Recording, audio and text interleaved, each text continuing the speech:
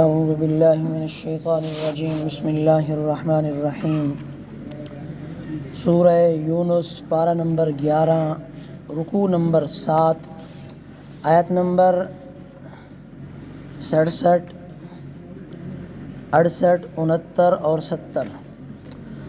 هو الذي جعل لكم الليل لتسكنوا فيه والنهار مبصرا إن في ذلك لآيات لقوم يسمعون قالوا اتخذ الله ولدا سبحانه هو الغني له ما في السماوات وما في الأرض إن عندكم من سلطان بهذا أتقولون على الله ما لا تعلمون قل إن الذين يفترون على الله الكذب لا يفلحون متاع في الدنيا ثم إلينا مرجعهم ثم نذيقهم العذاب الشديد بما كانوا يكفرون۔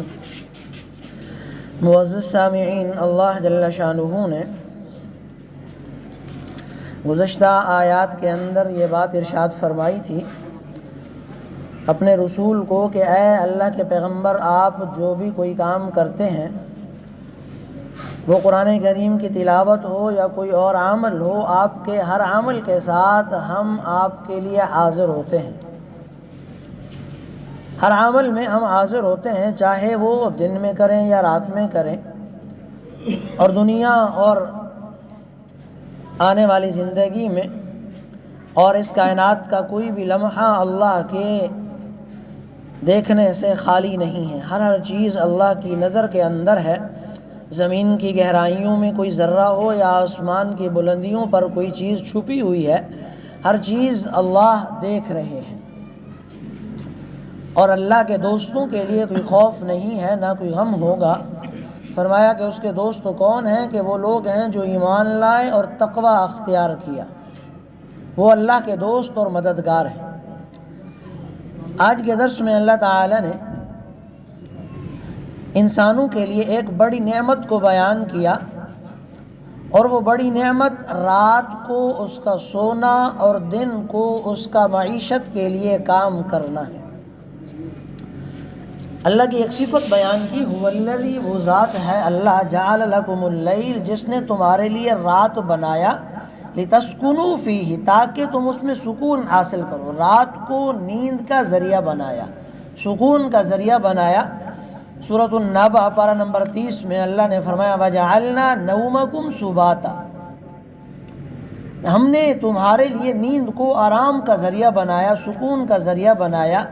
انسان وَخُلِقَ الْإِنسَانُ ضعیفا، بڑا کمزور ہے، سارا دن کام کر کے تھک جاتا ہے، اس کے اعضاء جواب دے جاتے ہیں، ضروری ہے کہ آرام کرے۔ تو آرام کے لیے اللہ نے رات کو بنایا، اور پھر رات کو اس انداز میں بنایا کہ اس کو حقیقی آرام بھی آئے۔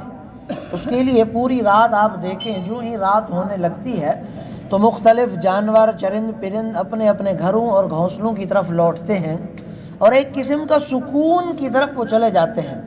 حتیٰ کہ درختوں کے پتے بھی اکثر اوقات رات کو آرام کرتے ہیں، مرجھا جاتے ہیں سونے کے لیے، کہ تاکہ لوگ آرام سے سکون کو حاصل کریں۔ کائنات کی ساری چیزیں ایک طرح رک جاتی ہیں۔ اللہ کی یہ بڑی نعمت ہے۔ فرمایا ایسا نہیں ہے کہ نظام چل رہا ہے، راتیں آ رہی ہیں، دن آ رہی ہیں، بلکہ اللہ انعام کے طور پر اپنی نعمت کو ظاہر کر رہا ہے۔ رات بنایا تاکہ تم اس رات کو سکون کے لیے حاصل کرو۔ بیوی کو بھی اللہ نے سکون کا ذریعہ بنایا۔ سورۃ الروم پارہ نمبر 21 میں اپنی زوجہ سے متعلق فرمایا کہ ہم نے تمہارے لیے جوڑے جوڑے بنائے، لتسکنوا، تاکہ تم اس کے ذریعے سکون کو حاصل کرو، راحت کو حاصل کرو۔ تو رات کے ذریعے سے بھی انسان سو جاتا ہے، راحت کو حاصل کرتا ہے۔ والنہار مبصرا، اور دن ایسا بنایا جو تمہیں دیکھنے کی صلاحیت دے۔ اس میں رات کی روشنی دھیمی اور مدھم ہوتی ہے، اور دن کی روشنی بڑی تیز ہوتی ہے۔ اس روشنی میں انسان کام کرتا ہے، اپنے معیشت کو سنوارتا ہے، کام کاج کو سنوارتا ہے۔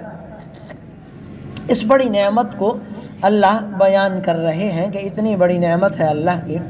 هو الذی، اللہ وہ ہے، جعل لکم اللیل، جس نے تمہارے لیے رات کو بنایا، لتسکنوا فیہ، تاکہ تم اس میں سکون حاصل کرو، والنہار مبصرا، اور دن کو ایسا بنایا جو تمہیں دیکھنے کی صلاحیت دے. ان فی ذلک لآیات لقوم یسمعون، اس میں یقیناً ان لوگوں کے لیے نشانیاں ہیں جو غور سے سنتے ہیں. عقل رکھنے والے لوگ ان چیزوں سے عبرت کو حاصل کرتے ہیں، کیسے نظام مملکت چل رہا ہے، اللہ کی نشانیوں کو یاد کرتے ہیں. قالوا اتخذ اللہ ولدا سبحانہ، اللہ فرما رہے ہیں کچھ لوگوں نے قالو کہا اتخذ اللہ ولدا سبحانہ کہ اللہ اولاد رکھتا ہے. سبحانہ پاک ہے وہ ذات، والغنی ہر اس چیز سے بے نیاز ہے جس کی طرف وہ لوگ کہتے ہیں، وہ ہر چیز سے بے نیاز ذات ہے. یعنی اولاد کی ضرورت تو اس لیے ہوتی ہے یا تو وہ والدین کے لیے زندگی کے کام کاج میں اس کی مدد کرے، نصرت کرے، یا باپ چاہتا ہے کہ میں بوڑھا ہو جاؤں گا تو اولاد خدمت کرے گی، میرا جانشین بنے گا، ہمارا وارث بنے گا، ہمارے مال و دولت کو سنبھالے گا. یا کم از کم نفسیاتی طور پر ہر انسان کو صاحب اولاد ہونے کی خواہش ہوتی ہے.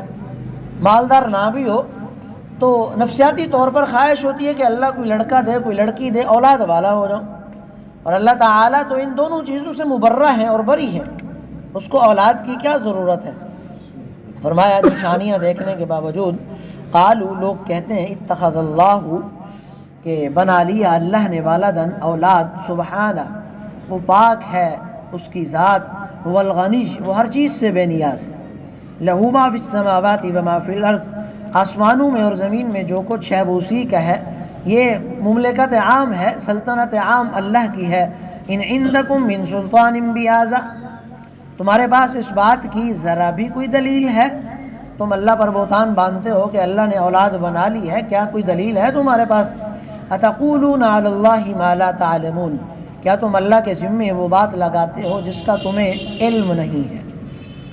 قل کہہ دو ان الذین، یقیناً جو لوگ یفترون علی اللہ الکذب، یفترون جھوٹ باندھتے ہیں، بہتان باندھتے ہیں، علی اللہ الکذب جھوٹا بہتان اللہ پر باندھتے ہیں، لا یفلحون وہ فلاح نہیں پائیں گے.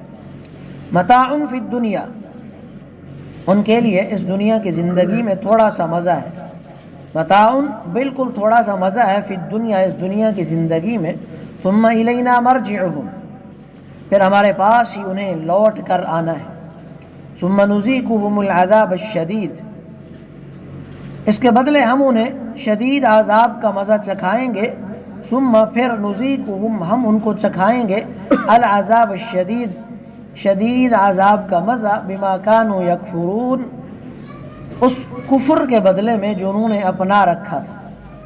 دنیا کے اندر تو اللہ تعالیٰ بتلا رہے ہیں کہ انسان اپنے مطلب کے لیے دین کی باتوں کو کیسے گھما پھرا لیتا ہے، حلال کو حرام بنا لیتا ہے، حرام کو حلال بنا لیتا ہے، جائز کو ناجائز بنا لیتا ہے، ناجائز کو جائز بنا لیتا ہے، احکامات میں رد و بدل اور تغیر کر لیتا ہے.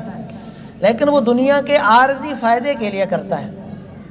چند دن کی زندگی ہے، خود دنیا عارضی ہے تو اس میں موجود ہر چیز عارضی ہے. جب دنیا کوئی بقا نہیں ہے تو اس میں رہنے والی، اس میں پلنے بسنے والی کسی بھی چیز کو بقا نہیں ہے، ہر چیز فنا ہے.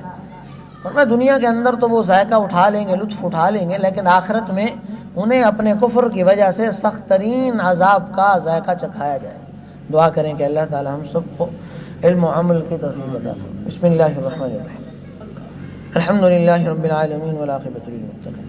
اللہم صلی علی سیدنا و مولانا محمد وبارک وسلم. اللہم انک عفو کریم تحب العفو فاعف عنا یا حبیب. ربنا فاغفر لنا ذنوبنا وکفر عنا سیئاتنا برحمتک یا ارحم الراحمین.